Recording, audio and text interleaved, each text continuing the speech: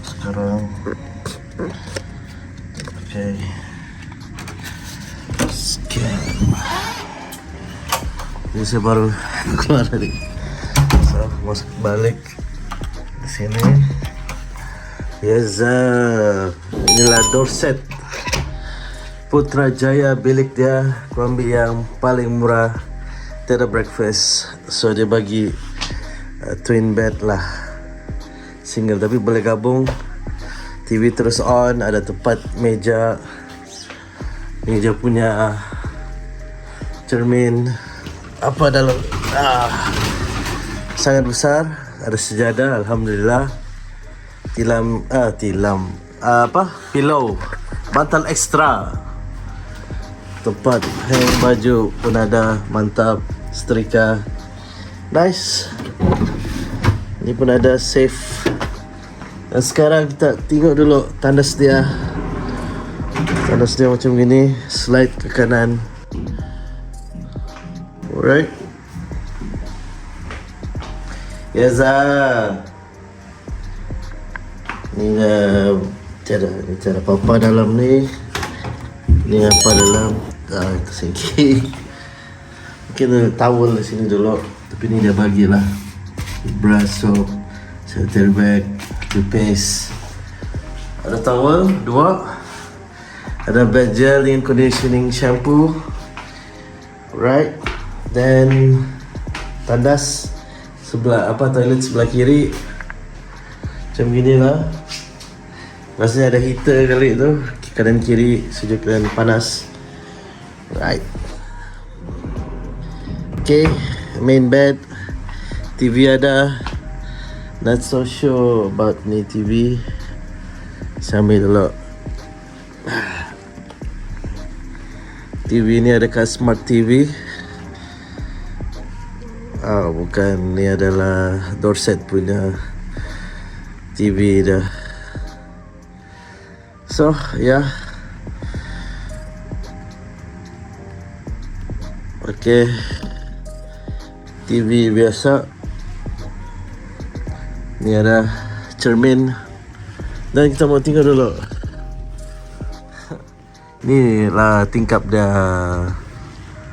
Ingat ada outdoor, tapi tiada. So okay lah untuk 4 malam di sini. Okay, nice. Very nice. So guys, ni Dorset Putrajaya, antara hotel yang paling lama di Putrajaya. Dulu ramai orang akan ambil sini, orang government ke, orang kerja dekat area sini, dia akan ambil di sini. Lepas tu dia betul dekat dengan tu food truck di depan ni, jalan kaki sejak.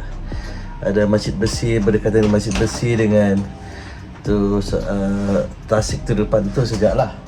So esok saya akan bagi certification rating Dorset Putrajaya berapa bintang. Tadi aku terlepas sikit, ada bagi botol free dan tempat wifi, password di sana. And then dalam ni barulah ada fridge, ada kopi, buat kopi, ada heater, ada cawan. Jadi okey lah. Ni mau pasang dulu lah. Sudah kena pasang, sejuk sudah. Beli macam biasa. So itu sejak lah ya, kena bagi complimentary. Ni order dalam ni lah. Harga pun not bad, macam makan di secret recipe. Yes. So guys, hari ni hari kedua aku di sini. Lama sikit aku di sini dan hasilnya untuk satisfaction rating memang agak memberangsangkan. So aku sudah minta orang buat housekeeping, dan juga orang telah buat just nice. Call pun just nice, semua okey. Aircon pun mantap, sejuk. Memang puas hati dengan tidur di sini. Semua sangat berpuas hati.